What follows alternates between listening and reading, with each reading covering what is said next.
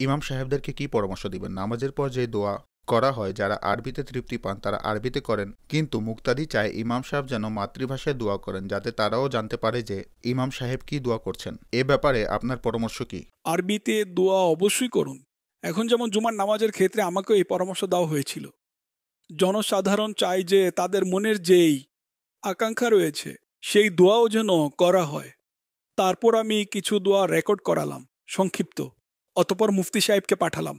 আমি ভাবলাম এমন যেন না হয় যে এটা তাখিরের অর্থাৎ বিলম্বের কারণ হয়ে যায়, কেননা ফরজ ও সুন্নতের মাঝখানে বেশি বিলম্ব করা যাবে না। বাহারি শরীয়তে দীর্ঘ আলোচনা থেকে নিষেধ করা হয়েছে, লম্বা আলোচনা যার ফলে বিলম্ব হয়ে যায়। তখন মুফতি সাহেব আমাকে বললেন এতটুকুতে কোনো সমস্যা নেই। তখন আমি সেই অনুযায়ী যদিও বা দুই একটি বাক্য এদিক সেদিক হয়ে যায়, এই দোয়া অনেকদিন করেছি। আমাকে নিগরানে সুরা বলেছিলেন যে হুজুর আপনি মাতৃভাষায় দোয়া করে দিন, এত মানুষ আসে, কারো সন্তানের আকাঙ্ক্ষা, কেউ অসুস্থ, কেউ রুগীর আত্মীয়, কেউ বেকার। তো আমরা এখানে আরবিতে দোয়া করি, ঠিক আছে কেউ বলছে না, কিন্তু এতে তাদের প্রশান্তি লাভ হবে, খুশি হবে।